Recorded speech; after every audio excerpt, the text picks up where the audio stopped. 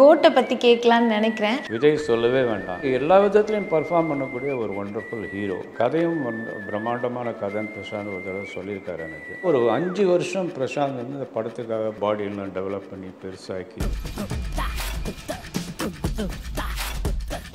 Twelve ரோல்ன்றதுனால graphics எக்கச்சக்கமாக பண்ண வேண்டியிருந்தது.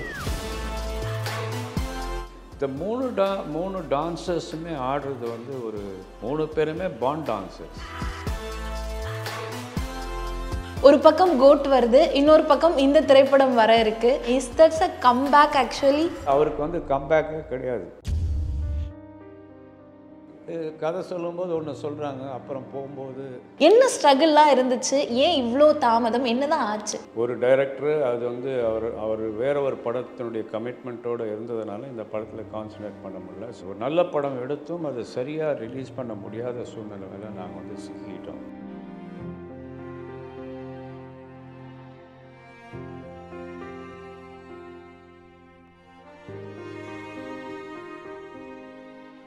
Hi hello trend talks viewers, நான் லோகசுஜி. ஸோ இன்றைக்கி நம்ம கூட one and only actor and businessman, அது மட்டும் இல்லாமல் இப்போது அந்தகன் படத்தோட டைரக்டருமான தியாகராஜன் சார் அவர்கள் தான் இருக்கார். நிறைய விஷயம் இந்த மூவி பற்றி பேச போகிறோம், வாங்க பேசலாம். வணக்கம் சார். வணக்கம். ட்ரெண்ட் டாக்ஸ் நேயர்களுக்கு என்னுடைய வாழ்த்துக்களும் வணக்கங்களும். ஸோ உங்களை இன்னைக்கு இன்டர்வியூ எடுக்கிறதுல I'm so happy. First of all அந்தகனோட ட்ரைலர் ரிலீஸ் ஆகியிருக்கு. ஸோ ரொம்ப பெரிய ஸ்ட்ரகிளுக்கு அப்புறம் இப்போது ஆகஸ்ட் ரிலீஸ் அப்படின்னு சொல்லியிருக்கீங்க. ஸோ என்ன ஸ்ட்ரகிள்லாம் இருந்துச்சு? ஏன் இவ்வளோ தாமதம்? என்ன தான் ஆச்சு? ஆக்சுவலாக நான் வந்து படம் வாங்கினதுக்கு பிறகு ஒரு டைரக்டர் அது வந்து அவர் வேற ஒரு படத்தினுடைய கமிட்மெண்ட்டோடு இருந்ததுனால இந்த படத்தில் கான்சன்ட்ரேட் பண்ண முடியல. ஸோ சேஞ்ச் பண்ண வேண்டியதாச்சு. அதுக்கப்புறம் எல்லாம் மற்றதெல்லாம் ஏற்பாடுகள் பண்ணிக்கிட்டு இருக்கும்போது கோவிட் வந்தது. கோவிட் வந்து அது ஒரு 2 வருஷம் பெரிய இதுவாக இருந்தது. நான் கோவிட் முடிஞ்சதும் படம் இது ஒரு மிக பிரம்மாண்டமான படம். இது நீங்கள் சொன்ன மாதிரி ஸ்ட்ரகிள் கிடையாது. Making a beautiful film and releasing at the right time. இப்போது ஒரு நல்ல கேப்பு கிடச்சி அந்த கேப்பில் பண்ணால் அந்த படத்துக்கு ஏன்னா நிறைய எக்ஸ்பெக்டேஷன் இருக்குது. ஏன்னா இது ஒரு இந்தியில் வந்து அந்தாதூன்னு ஒரு பெரிய படம். அது பாஷை தெரியாத சைனாலேயே வந்து 2000 தேட்டரில் ரிலீஸ் பண்ணி 700+ மில்லியன்ஸ் கலெக்ட் பண்ண ஒரு படம். அதை வந்து வாங்கிறதுக்கு கடும் போட்டி இருந்தது. நிறைய நடிகர்கள், நிறைய டைரக்டர்ஸ், ப்ரொடியூசர்ஸ் இந்த படத்தை வாங்கணுன்னு பாம்பேலே இருந்து அவங்களால முடியல. கடும் போட்டிக்கு அப்புறம் இந்த படத்தை நான் வந்து வாங்கியிருக்கேன். ஏன்னா இது அதனுடைய கதை எனக்கு ரொம்ப பிடிச்சிது. அதனுடைய கண்டென்ட் வந்து ஸோ என்க்ராசிங். அதனுடைய எசன்ஸ் கெடாமல் இது எப்படி தமிழ் ஆடியன்ஸ்க்கு இந்தியை விட பெட்டராக இருக்கணும், மற்ற லாங்குவேஜ் விட பெட்டராக இருக்கணுங்கிறதுக்காக யோசனை பண்ணி நல்ல நல்ல டெக்னீஷியன்ஸ். இப்போ எங்கள் படத்துக்கு வந்து ரவி யாதவன் கேமராமேன். ரவி யாதவ் வந்து பிரசாந்தோட செம்பருத்தி 2-3 படங்கள் அவரோட பண்ணியிருக்காரு, காதல் கவிதை. அப்புறம் பாம்பேயில் போய் செட்டில் ஆகி இன்றைக்கி மிகப்பெரிய கேமராமேன். அவரை இந்த படத்துக்காக வர வச்சு அது ஸ்பெஷல் கேமரா, ஸ்பெஷலான விஷயங்கள்லாம் இதுக்கு பண்ணியிருக்காரு. இது கிராஃபிக்ஸ் இல்லாமல் நிறைய விஷயங்கள் பண்ணுன்றதுனால மெனக்கட வேண்டியதாக போச்சு. இப்போது லக்ஷ்மி நாராயணன் சொல்லி சவுண்ட் இன்ஜினியர், இதுக்காக ஸ்பெஷலாக சவுண்ட்ஸ் எல்லாம் நாங்கள் கிரியேட் பண்ணோம். சில பேக்ரவுண்ட் ஸ்கோரெல்லாம் வந்து வித்தியாசமாக இருக்கணுங்கிறதுக்காக மெனக்கட்டோம். இப்படி படத்தை வந்து பிரமாதமாக பண்ணுங்கிற ஒரே காரணத்தினால டைம் அப்படியே இழுத்துருச்சு.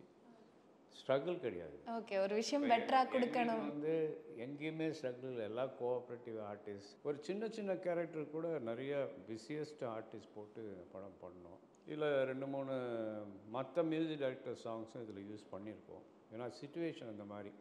இப்போது கார்த்திக் வந்து ஒரு பழைய நடிகராக இந்த படத்தில் நடிக்கிறதுனால அவருடைய பழைய நினைவுகள்லாம் கொண்டாடுற மாதிரி சில பாடல்கள்லாம் இதில் சேர்க்க வேண்டிய சூழ்நிலையுமே ஆச்சு. பிரபுதேவை வச்சு ஒரு சாங் பண்ணோம். அதை வந்து அனிருத் பாடியிருக்காரு அந்த சாங்கை. அது இன்னும் ரிலீஸ் பண்ணல. நம்ம அந்த சாங்கை படம் ரிலீஸுக்கு அப்புறம் முன்னாடி ஒரு 15 நாளைக்கு முன்னாடி அந்த பாட்டை ரிலீஸ் பண்ணலான்னு சொல்லி பிளான் பண்ணிகிட்ருக்கோம். பெரிய ஹிட்டாகும் அந்த பாட்டு. அதனால் அதை வெயிட் பண்ணி நல்ல டைம் வரும்போது அந்த சாங்கை ரிலீஸ் பண்ணி அதுக்கப்புறம் படத்தை ரிலீஸ் பண்ணலான்னு வெயிட் பண்ணிகிட்ருக்கோம். ஸோ அப்படிதான் இந்த படத்தோட ரிலீஸ் எப்போ வரும் அப்படின்ற மாதிரி காத்திருந்தோம். ஸோ இப்போ பிரசாந்த் சாருக்கு அது ரொம்ப ஃபார்ச்சுனாக அமைஞ்ச மாதிரி ஒரு பக்கம் கோட் வருது, இன்னொரு பக்கம் இந்த திரைப்படம் வர இருக்கு.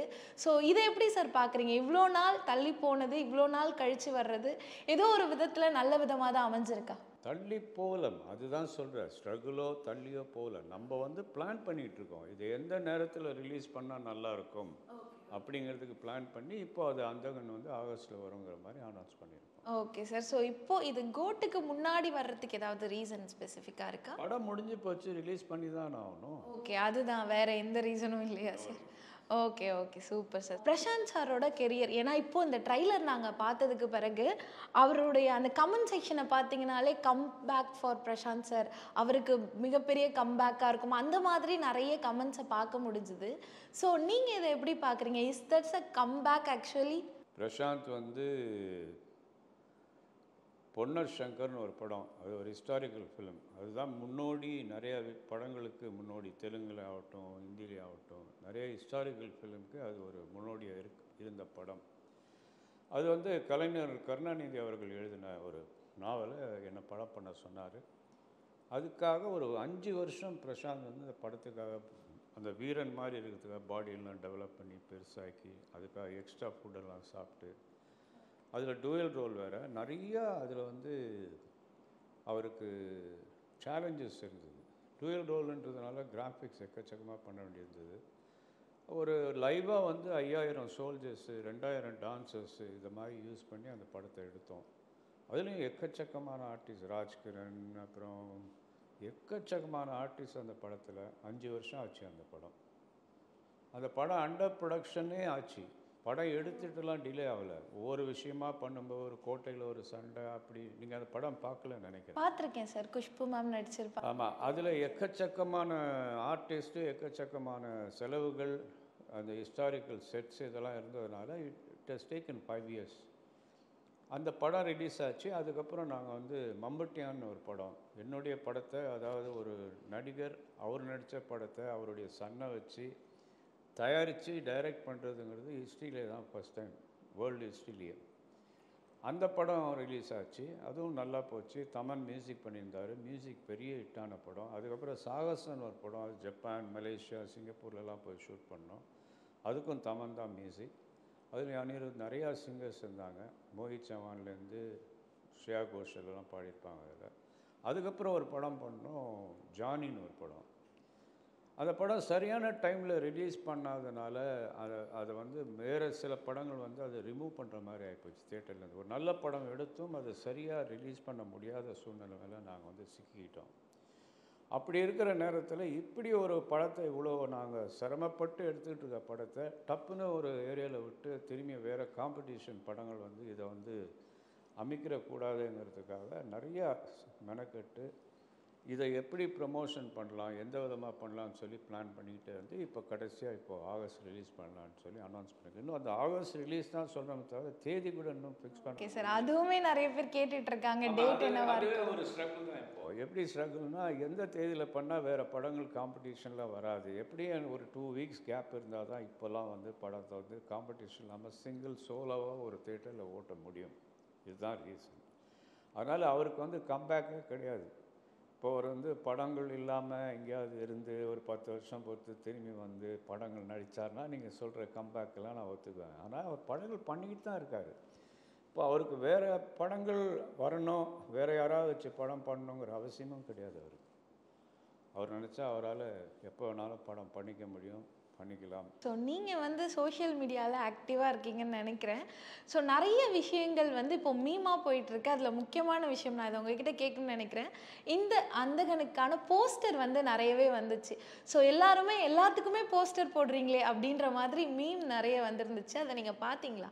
இப்போது மீம்காரங்களுக்கும் ஏதாவது ஒரு மெட்டீரியல் வேணும் இல்லையா? ஒரு ஆர்டிஸ்ட்டை திட்டி அவங்கள பற்றி தப்பாக சொன்னால் தான் அதனுடைய தம்ப்நெயிலை பார்த்துட்டு பார்க்குறவங்க நிறைய பேர் இருக்காங்க. அது உண்மையாக இருக்கணுங்கிற அவசியம் கிடையாது. அதே மாதிரி இப்போ மீம்ஸ் பண்ணுறவங்களுக்கும் கொஞ்சம் அது ஒரு காமிக்கலாக பண்ணால் தான் வந்து ஒரு இன்ட்ரெஸ்டோடு அவங்களுடைய சப்ஸ்கிரைபரோ வியூவர்ஸோ ஏறும்.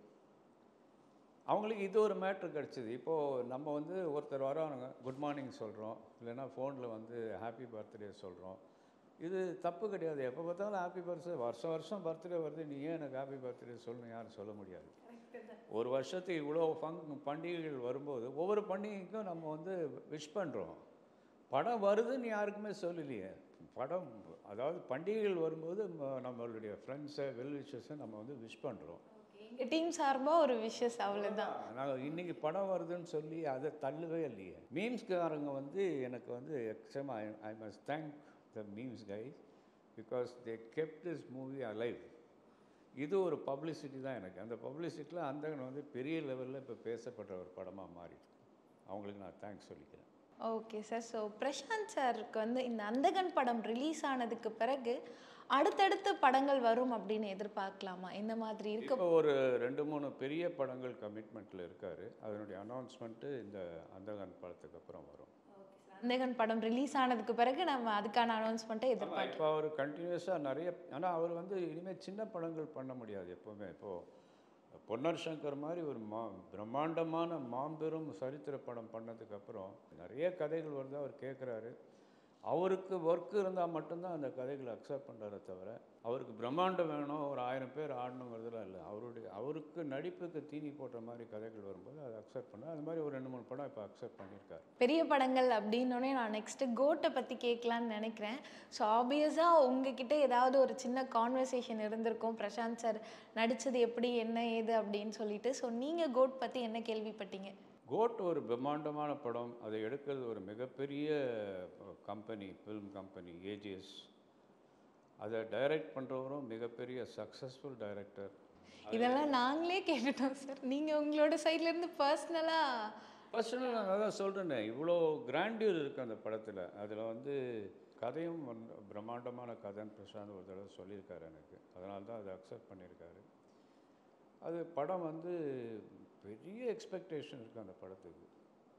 ஒரு பக்கம் விஜயோட ஃபேன்ஸுடைய எதிர்பார்ப்புகள் இருந்தாலும், இன்னொரு பக்கம் ஆடியன்ஸ் மத்தியில் அவருடைய ஃபேன்ஸ் இல்லாதவங்களும் மற்ற ஆர்டிஸ்ட் ஃபேன்ஸுமே இந்த படத்தை மிகவும் பெருசாக எதிர்பார்க்குறாங்க. அது மிகப்பெரிய வெற்றி அடையுங்கிறது என்னுடைய கணிப்பு. Okay sir. ஸோ அந்த ரீசெண்டாக ஒரு சாங் ஒன்று ரிலீஸ் ஆகியிருந்தது கோட்லேருந்து. எக்ஸ்பெஷலி ஒரு சீனில் வந்து Prabhudeva master, Vijay sir and Prashanth sir 3 பேரும் டான்ஸ் ஆடுற அந்த எக்ஸாக்ட் கிளிப்பை வந்து எல்லாருமே ஷேர் பண்ணி, இந்த ஏஜில் எல்லாம் இப்படி டான்ஸ் ஆடிட்டு இருக்காங்க, அதாவது 40ஸ்ல ஆடிட்டு இருக்காங்க, 20 வயசுலேயே எனக்கு கையை வலிக்குது, காலை வலிக்குது இப்படின்ற மாதிரி ஒரு மீம் ஒன்று ஷேர் ஆச்சு. ஸோ இதை எப்படி பார்க்குறீங்க சார்? அட் திஸ் ஏஜ் ஒரு டான்ஸை வந்து கொஞ்சம் கூட இதுவே இல்லாமல் சூப்பராக டான்ஸ் ஆடி இருந்தார், அதை எப்படி பார்க்குறீங்க? இப்போது பிரபுதேவா டான்ஸ் மாஸ்டர், கொரியோகிராஃபர்.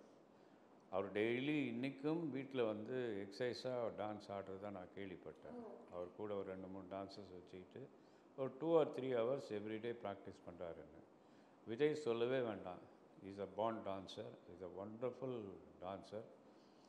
அதே மாதிரி எல்லா விதத்துலையும் பர்ஃபார்ம் பண்ணக்கூடிய ஒரு ஒண்டர்ஃபுல் ஹீரோ. பிரசாந்த் அதே மாதிரி சின்ன வயசுலேருந்தே நிறைய டான்ஸ் ப்ராக்டிஸ் பண்ணி, இப்போது ஒரு இன்டர்நேஷ்னல் ஷோஸ் எல்லாம் பண்ணும்போது மலேசியா, சிங்கப்பூர்லலாம் பிரசாந்த் மட்டுமே 35 சாங் கண்டினியூஸாக ஆடுவார். அவருடைய எனர்ஜி லெவல் வேறு லெவல். அப்படிலாம் ஷோவில் வந்து 15-16 ஹீரோயின்ஸ் கூட இவர் தனியாக ஒரே ஒரு ஹீரோ 35 டான்ஸ் ஆடுறதெல்லாம் ஒரு 4 hours 5 hours கண்டினியூஸாக ஆடுறது வந்து இம்பாசிபிள். அப்படிலாம் பண்ணி டெய்லி எக்ஸசைஸ் பண்ணி எந்த கெட்ட பழக்கம் இல்லாமல் எனர்ஜி லெவலை ஏற்றுறதுக்காக நிறைய ஒர்க் பண்ணிகிட்ருக்காரு. இந்த 3 டான்ஸர்ஸுமே ஆடுறது வந்து ஒரு அதிசயமே இல்லையம்மா. இது 3 பேருமே பார்ன் டான்சர்ஸ். அவங்க உடம்புக்குள்ளே நரம்புக்குள்ளே டான்ஸிங் கெப்பாசிட்டியும் அதனுடைய எனர்ஜியும் நிறைய ஃபில்லப் ஆகிருக்கிறதுனால அந்த சாங் மிகப்பெரிய ஹிட் ஆச்சு. Okay sir. அந்தகன் பற்றி நிறைய பேசணும். நீங்கள் வந்து ஒரு டேரக்டராக இந்த படத்தை பற்றி பேசுனீங்க. இன்னொரு பக்கம் உங்களுடைய ஆக்டிங் கெரியரும் வந்து ரொம்ப சூப்பராக போயிட்டுருக்கு. இப்போ பிடி சாரில் வேற உங்களை வில்லனாக பார்த்தோம், பயங்கரமாக மிரட்டி விட்டுருந்தீங்கன்னு சொல்லலாம். ஸோ நீங்கள் அடுத்தடுத்து படம் பண்ணுறீங்களா? எப்படி போயிட்டுருக்கு சார்? எனக்கு படம், ஏன்னா எனக்கு நிறைய பிஸ்னஸ் ஆக்டிவிட்டீஸ் இருக்குது. எனக்கு அதுக்கே டைம் பத்தலை எனக்கு. இப்போது கேரளாவில் நான் நியூ டெல்லின்னு ஒரு படம் பண்ணேன். அது மிகப்பெரிய ஹிட்டு. எல்லா லாங்குவேஜ்லேயும் பண்ணாங்க. கன்னடம், மலையாளம், தெலுங்கு எல்லா லாங்குவேஜ்லையும் அந்த கேரக்டர். ஹிந்தியில் கூட நான் தான் பண்ணேன். அதுக்கப்புறம் எக்கச்சக்கமான மலையாள ஆஃபர்ஸு. இங்கேருந்து ட்ராவல் பண்ணி ஏதாவது ஊருக்கு போனோன்னா எனக்கு வந்து பிஸ்னஸில் நிறைய ஆக்டிவிட்டீஸ் வந்து கொஞ்சம் சரியாக பார்க்க முடியாமல் போயிடும். அதனால் நடிக்கிறத விட்டு ரெண்டாவது பிரசாந்துடைய வேலைகள் நிறையா பார்க்க வேண்டியிருக்கு, அவருக்காக செய்ய வேண்டிய விஷயங்கள்லாம் இருக்குது. இதுக்காக தான் நான் நடிக்கிறதே நிறுத்திட்டு, ரெண்டாவது என்னுடைய கேரக்டர் வந்து கொஞ்சம் தப்பான கேரக்டராக தான் கேட்பாங்க. ஏன்னா இந்த ஆக்ரோஷமாக பண்ணோன்னா அப்படி தான் இருக்கணும். அந்த கரைகள் வந்து பிரசாந்த் மேலே வந்துடக்கூடாதுன்றதுனால நிறைய படங்கள் அவாய்ட் பண்ணேன். கதை சொல்லும்போது ஒன்று சொல்கிறாங்க, அப்புறம் போகும்போது இல்லாத சேட்டையெல்லாம் பண்ண சொல்கிறாங்க. இதுதான் வந்து இன்றைக்கி இருக்கிற உண்மை. ஒரு வில்லன்னா இப்படி தான் இருக்கணுங்கிற மாதிரி ஒரு சில கெட்ட கெட்ட காரியங்கள்லாம் செய்கிற மாதிரியான கேரக்டர்ஸ் வரும். ஒரு தடவை படம் ஒத்துக்கிட்டு அதுக்கப்புறம் நான் பாதியில் பண்ண மாட்டேன்னு சொன்னாலும் தப்பாயிடும். இதுக்காக தான் நான் படங்களை வந்து அவாய்ட் பண்ணுறேன். எனக்கு வந்து என்னுடைய நடிப்புக்கு தீனி போடுற மாதிரியான கேரக்டர் கொஞ்சம் நல்ல கேரக்டராக இருந்தால் டெஃபினட்டாக மணிரத்னம் சார் படம் பண்ணேன். அந்த படம் வந்து ஒரு டீசெண்டான ஒரு வில்லன். அது வந்து எந்த விதமான ஒரு சைடு எஃபெக்ட்ஸ் இருக்காது அதில். அந்த மாதிரி பண்ணேன். அது மாதிரி படங்கள் வந்து நல்ல பெரிய படங்கள் இங்கேயே சிட்டியிலே ஷூட் பண்ணுற மாதிரி இருந்தால் நான் படங்கள் கண்டினியூ பண்ணுவேன். இல்லைனா படம் பண்ணுறதுல அர்த்தமே இல்லை. Okay sir. ஸோ நீங்கள் சொன்னீங்க நான் பண்ணுற அந்த கேரக்டர்ஸ் வந்து பிரசாந்தை பாதிச்சிடக்கூடாது அப்படின்னு. ஸோ அவரை வில்லனாக கேட்குறதுக்கு கூட அணுகுறாங்களா சார்? அந்த மாதிரி கதை கூட வருது. இது வந்து பிரசாந்த் தான் பண்ணணும்னு கேட்டப்போ அது தவிர்க்க முடியாமல் அந்த படம் பண்ணார். ஏன்னா இன்றைக்கும் ஒபீடியண்ட்டாக ஒரு சன்னாக எது செஞ்சாலும் அப்பாக்கிட்ட ஒரு வார்த்தை சொல்லணும் கேட்கணும்னு நினைக்கக்கூடிய ஒரு அருமையான சன். எனக்கு 14 வயசு இருக்கும்போது எங்கள் அப்பா இறந்துட்டார். அந்த மாதிரி ஒரு ஸ்ட்ரகிளிங் பீரியடில் இருந்து சில ஏக்கங்கள்லாம் இருக்கும்.